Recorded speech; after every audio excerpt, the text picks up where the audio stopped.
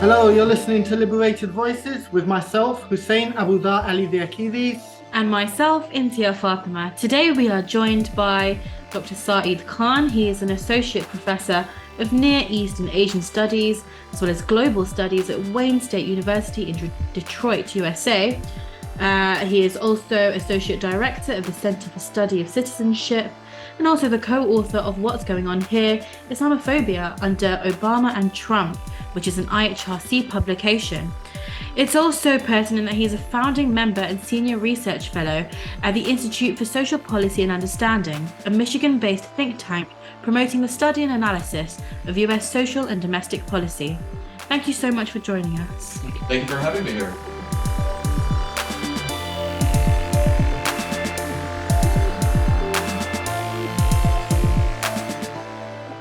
So today we thought it would be nice to have a discussion surrounding the World Cup and its implications on foreign relations and international relations, and maybe speak a little bit about some of the controversies that are happening in places such as France. Do you have any opening thoughts?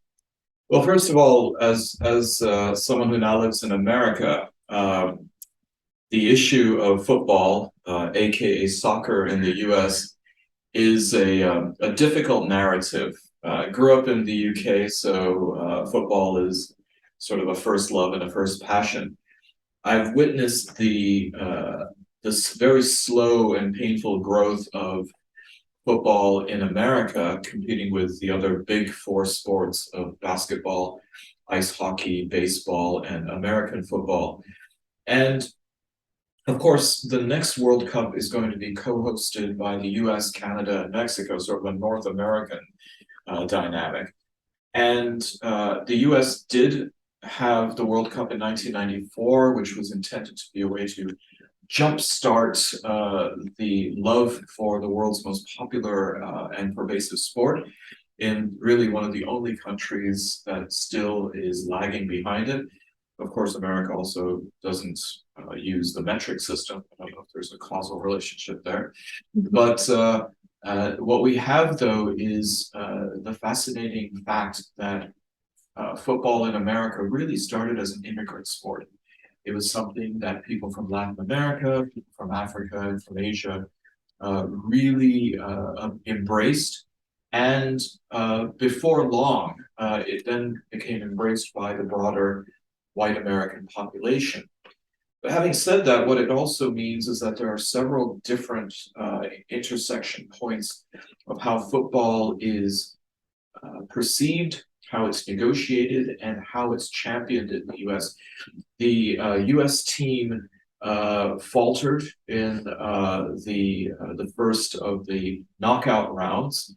And in many ways, the US went back to its default position of not caring about football as much as clearly the rest of the world did. As a result of that, in many ways, it's perhaps a bit more insulated to some of these broader conversations that we would like to have on the show today. How does it then refract into areas of politics? How does it refract into areas of culture? How does it refract into football being a metaphor for conflicts and for giving light and visibility to issues of great concern to large swaths of people around the earth? That remains to be seen. What we do find, though, is that now as we're entering this really exciting part of the concluding few matches of the World Cup, is that in many ways the world will never be the same. The World Cup has brought to fore issues, causes, and in many ways correctives to narratives about groups of people, countries, and processes dealing both within football and without, that should be regarded by not only those particular groups and countries as a net positive, but something upon which to build when it comes to that kind of momentum that the World Cup can provide in maintaining these narratives as a force and an agent of good. Now, at the time of recording this episode, just for the viewers, We are just before the match between Morocco and France, which I think a lot of people are really looking forward to. Morocco, Hussein, correct me if I'm wrong, but it's the only Muslim country left in the World Cup, and I think that's why it has so It's much also the backing. second one ever to make it to the semi-finals. Oh, there you go then. So it's Our first Arab country. yeah, so it's got a lot of people backing it. I think there's a lot of pressure on the team. There's a lot of pressure on the country and Moroccans in general. Do you think that the riots in France, and we're seeing a lot of racism towards the Moroccans at the moment, is that all as it's being shown on the media, or is that somewhat being skewed? Well, there's a lot to unpack here. And so let's just start off with the sheer exaltation that is deserved to be bestowed upon the Moroccan team. I would say that there are several different narratives when it comes to Morocco. Number one, as you rightly said, it's the first time an African team has qualified for the semifinals. The first time an Arab team has, and I think then by that regard, the first time a Muslim team. Second time. The second time. Turkey did. Turkey did. But the fact that Morocco has galvanized so many people around the world, and I would argue well beyond the Arab world, well beyond the Muslim world, well beyond the African world. Morocco represents, in a deliciously ironic way, the contrarian, the underdog. And everyone likes an underdog, and more than a few people like the contrarian. And remember, we're at a time right now that in many parts of the world, and you see this reflected in the politics of populism, people want change. They don't want the old, stodgy narratives, career politicians and all. And so in some ways, we have become acculturated to difference. And Morocco is really at the epitome of that they represent something that's not from Latin America. There is a possibility, of course, that Argentina could go on to the final, but you have France, which is an old guard European team, an old guard colonizing team, and one that, in fact, won the World Cup in 2018 against the fourth country in this, which is an Eastern European country, which is Croatia.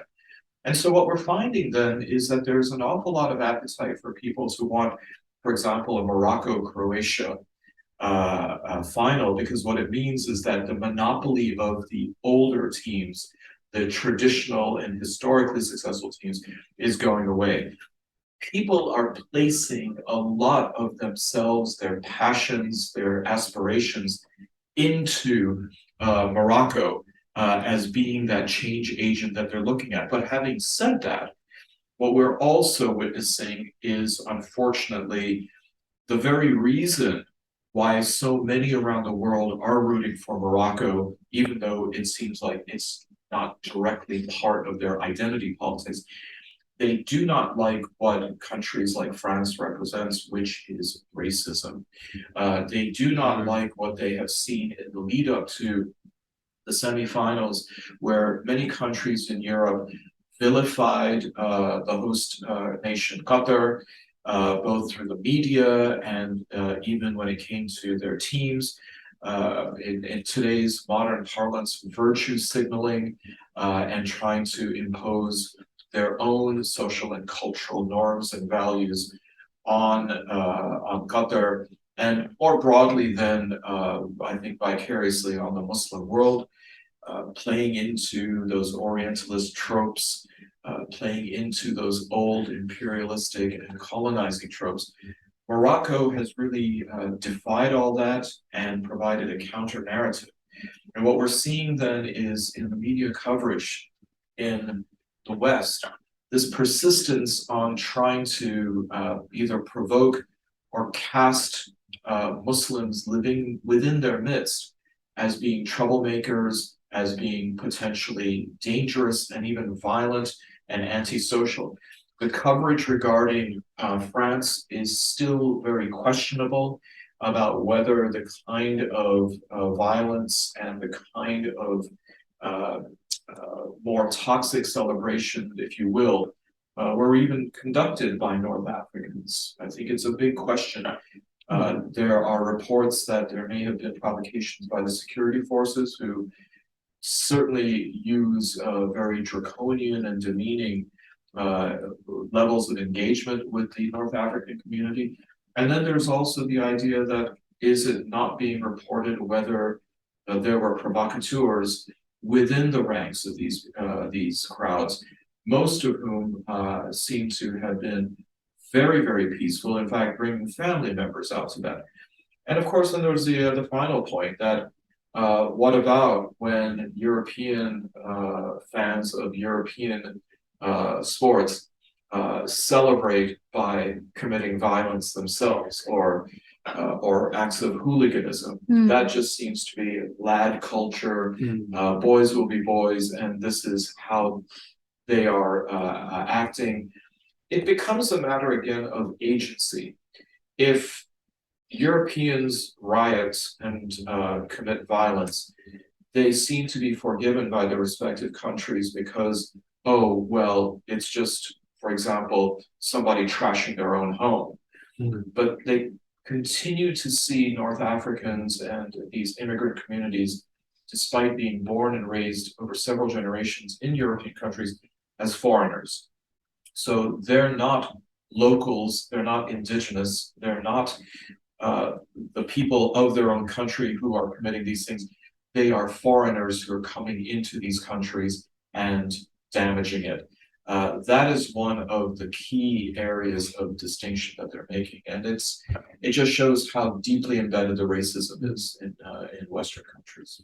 But do you think, obviously the media, I haven't followed it much recently, but at the beginning it was very much attacking Qatar and everything. Yeah. Even the opening ceremony of the World Cup, they actually didn't show it. They rather, I think it's the first time in history they haven't shown it on television, and it instead chose to just attack Qatar's human rights. But we're looking in a lot of the Arab world and a lot of South America even. Maybe there's a different sort of image that's coming out. Has this actually been a good PR stunt for Qatar? Or? I think that there's two things going on here. First, you're absolutely right. Western countries had a certain level of indignation, and it was as if they had been ginning up for this for quite some time. A part of it can be, I think, inferred that Qatar did what they thought was the impossible, the improbable, and the audacious. They landed the bid. We can talk about some of the allegations regarding bribery and all, but that's more of a question for FIFA and its practices. From what it appears, that seems to be more systemic on FIFA's side than it is on Qatar's side. The other issue that, of course, has been brought up, which I think is a very real issue, is about the plight of the labor practices of migrant farmers or migrant workers there. And I think that is a very legitimate concern. But I think here what we need to do is examine it from the standpoint of proportionality.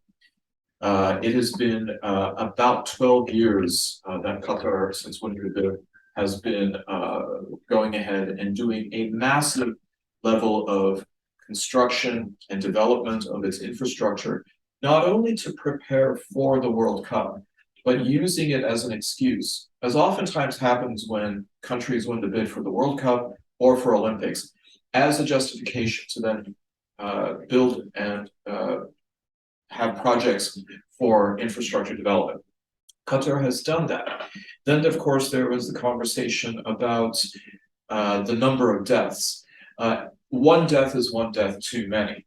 But it seems as though when we take a look at the reported numbers over a stretch of time, and again, not just for the World Cup, but for all of the construction projects, it seems as though that is proportionate to what we would find in similar contexts elsewhere in the world. Okay. When it comes to how many people died in these capacities. Then there's money. The fact that Qatar spent something along the lines of, $200 billion on not just the World Cup, but on all of this development. Well, if you would take a look at that over, say, a 10 to 12 year period, that means that Qatar spent somewhere along the lines of, what is that, maybe $2.2 billion a year.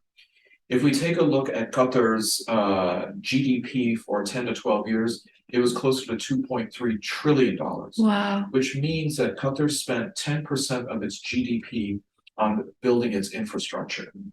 I think that most countries would love to be able to, and certainly citizens of most countries would love if their governments would spend 10% of GDP on infrastructure development instead of just on weapon systems or other indulgences. Yeah. So there's the need to clear up, clarify, and correct the narrative. Now, I am not an advocate for the Qatar government or any government for that matter, and certainly there are a lot of issues that need to be vetted, and I think that need to be critiqued when it comes to how Qatar has procured the World Cup and how it has gotten to this point.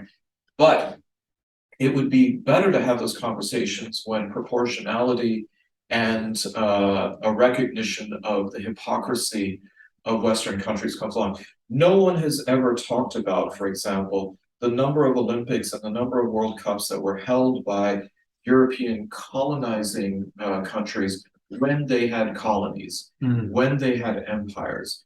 No one seems to talk about the fact that many countries held World Cups and Olympics at a time when they had criminalized LGBTQ conduct, another issue that has been used as a cudgel against Qatar. So those kinds of data points, I think, are critical to recognize and also to invoke when we hear this kind of blistering and in some cases inappropriate vilification. I think one thing I'd like to bring up on that point is the FIFA president. I think he gave a speech or a talk or an interview or something, and I remember he said Europe should be apologizing for the next 2,000 years for the atrocities they committed in the last 2,000 years. Well, let's not even say 2,000. I'll be happy if Europe apologizes for what they did over the last 200. Yeah. You know, I'm not looking to go all the way back to the first century of the Common Era. I'll be a little bit more charitable about that. But this is a very important point that I mean, and here is the other interesting thing for those who in Europe still see this World Cup as some kind of extension of the Crusades, of Christians versus the Muslims. Yeah. And you saw examples of this with England fans stupidly wearing Crusader outfits to try to gain entry into the arenas. The fact that I'm pretty sure it was Jesus Christ who said, let he who has not sinned cast the first stone. So the fact that European countries, Christian or post-Christian as they see themselves, are so sanctimonious in pointing out the issues of Qatar, they could open up a history book into the not too distant history of their own. I think that was pointed out with when Germany did the hand on the mouth to say we're being silenced at a time when Palestinian voices are being completely silenced in Germany. It's almost illegal now to support Palestine in Germany. I think that these societies would probably do well with being a bit more reflective and introspective to see then how they define themselves. And one thing I think is becoming apparently clear as you were asking about the emergence of another narrative elsewhere in the world is people used to say it's the West versus the rest. Yeah. I think now we can see that it's the rest versus the West, that there is a clear distinction. There's also an awful lot of proverbial eye rolling. People now are hearing what the West is saying, but it's not catching on. I think in the past, people would hear what the West is saying and they would give it some credence.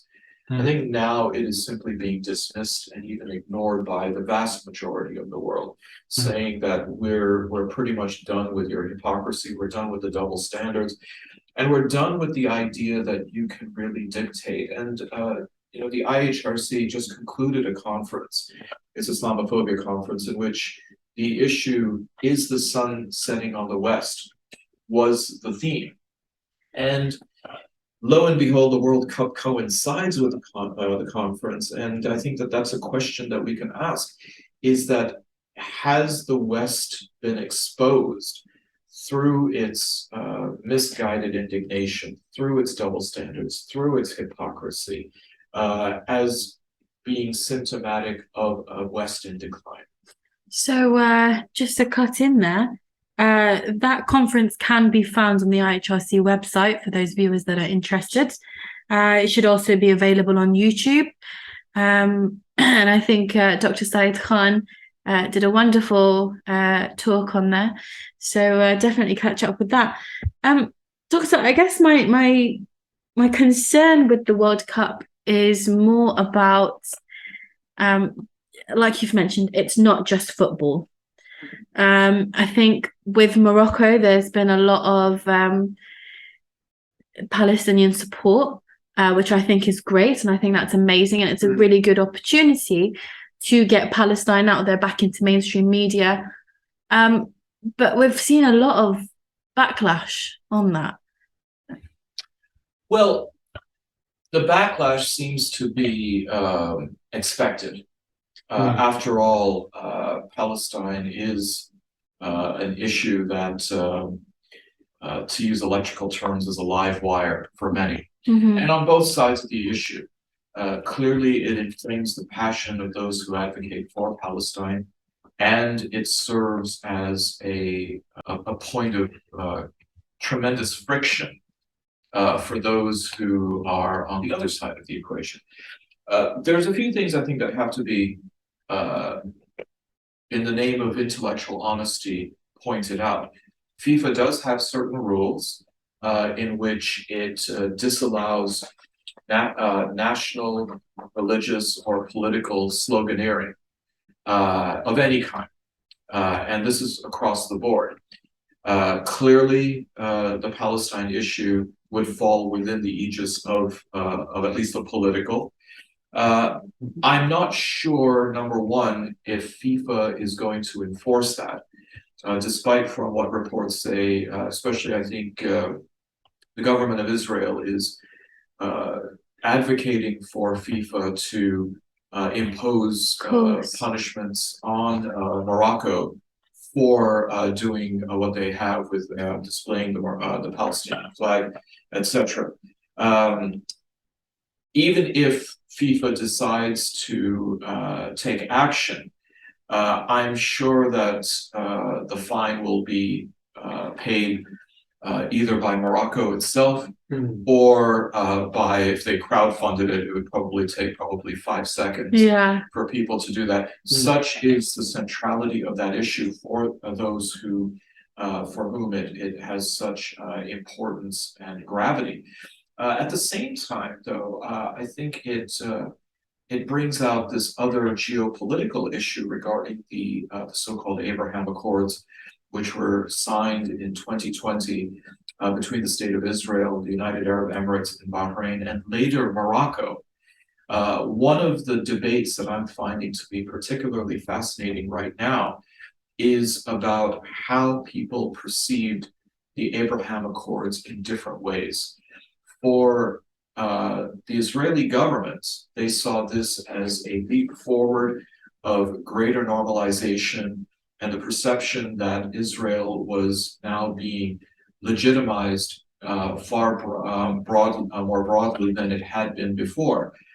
Before 2020 in the Abraham Accords, Israel had normalized relations with only 2 Arab countries, Egypt in the 1970s and Jordan in the 1990s. And now there are 3 countries, one of which is playing in the semifinals as we speak for the World Cup. And there seemed to have been this expectation that with that normalization, that meant that there was a normalization not only of diplomatic relations, but of social perceptions toward Israel. And that was perhaps either a very naive expectation or had completely missed the plot of understanding the distinction between making high-level agreements, and the chasm between the elite and the ruling class and the so-called street. Civil society in these countries have a rather different expectation and also outlook when it comes to the Palestinian issue.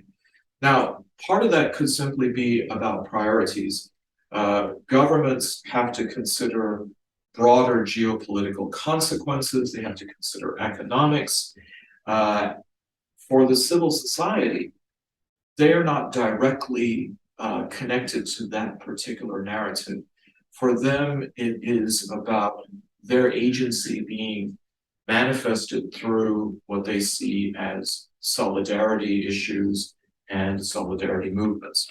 So I'm not sure for anyone who's actually been keeping track that civil society in countries like Morocco are not seeing themselves as in accordance with what was an expectation or a wish regarding the Abraham Accords. Yeah. So do you think the Moroccan government or the Moroccan king is embarrassed about what he's seen? It's like his people are against his decisions. That's an interesting question, because I can't imagine that the Moroccan king is so obtuse as to not know that. And quite frankly, I would suspect that even the Israeli government is not so dim as to not realize that they're working on a level that doesn't necessarily reflect the rest of the people. Was there an expectation that working with despots and monarchies will then keep in check the distinction between what was expected and what is the reality? Perhaps, but what the World Cup has shown us in a rather ironic way is that certain expressions of speech certainly are welcomed and permitted in an Arab Gulf country. It doesn't seem as though Qatar has expressed any interest or desire to suppress the expression of Palestinian solidarity by either the Moroccan team or others. And I find it also interesting that, to the best of my knowledge, the Israeli government has not made that demand, either directly or indirectly, since they don't have diplomatic relations with Qatar to do anything about it. It seems as though it has been allowed to go on. That seems quite strange to me. I'm not sure why. I just feel like the Israeli government would sort of lash back in a way. No? Probably want to keep it as quiet as possible. Oh, I They may be suppose. working through back channels on that, but there's always this danger of overstepping. Right. And it is a very, very it's a very precarious tightrope for a country like Israel that certainly wants to maintain its broader international persona of being a liberal democracy, of the only democracy in the Middle East. Of course, paramount in that is notions of freedom of speech. So it would seem to be then problematic if Israel was now seen as making efforts to demand of other sovereign states a limitation on free speech. Do you Yeah. think there's also an aspect of earlier this year we saw the Russian invasion of Ukraine. We saw a lot of comparison being made on social media, particularly, but by young people across Britain. I don't know if it was the same in the United States, of how it was being treated, Russia's invasion of Ukraine, in comparison to how the attacks on Palestine are being showing the hypocrisy. We've seen now Russia was actually ended up being banned from the World Cup. They've been, I don't know if they'd qualified, but they certainly weren't allowed to play. Do you think this could have played a part as well in Israel saying, well, we don't want to keep showing the hypocrisy of this human rights issue compared to ours if we start complaining? I think it's a little bit murky to make the comparisons within the Ukraine discourse, because while for some they might see this as hypocrisy and double standards, there are so many variables in looking at the issue, for example, of refugees, looking at the issue of what kind of pushback, what kind of condemnation is occurring in the case of Russia, yes, in the case of Israel, no, for those people who are upset about the treatment of the Palestinians compared to what they see as the treatment of the Ukrainians. So that brings this mosaic of complexities into specific relief. What I do think, though, is that it is the complex relationship that especially nation states have with one another that make the discourse and the debate about this, certainly from the standpoint of an academic, fascinating, but one that we should be asking the right questions and we should be engaged in it. For example, the fact that on the one hand, Germany seemed to be so upset with Qatar ostensibly over the treatment of LGBTQ, although nobody in Qatar is prosecuted simply for being gay. It's all about an expression. And I would argue, having been to Qatar on numerous times, that they're not necessarily fond of people who are straight having a public display of their affection. So that's a cultural thing that is going to have to be respected by other countries. But what was missing in that equation, despite the fact that one of Germany's ministers very defiantly wore a rainbow band at one of the matches, is the fact that Germany is a major importer of Qatar's natural gas at a time when Russia has turned off the spigot. So to me, it seems as though it's about ingratitude. Here you are ungrateful for the fact that Qatar is literally keeping you warm in an impending winter that's going to be very bad. And second of all, the ingratitude of being poorly as guests in another country. Here you've got Qatar that is helping you out, not realizing that if it was about this virtue signaling, Qatar could say, we'll just sell our gas to somebody else. And you can then have fun trying to stay toasty over a few months coming up here. There needs to be the recognition that there's an awful lot of character and integrity that countries can withstand these kinds of rhetorical slings and arrows that come to them, as opposed to other more petulant countries, as we saw with the United States under the Trump administration. Anybody who says something untoward about him, he was willing to punish, like Ukraine and other countries. So it's occasions like the World Cup that hold a mirror up to people so that they can see their reflection. And whether they like what they see is up to them, but they're not the only people who are privy to seeing what the image is in the mirror. Well, thank you so much, Dr. Saeed. I think Hussein and all the viewers will agree that that was a very intriguing conversation to have. Unfortunately, we have come to the end of our episode today.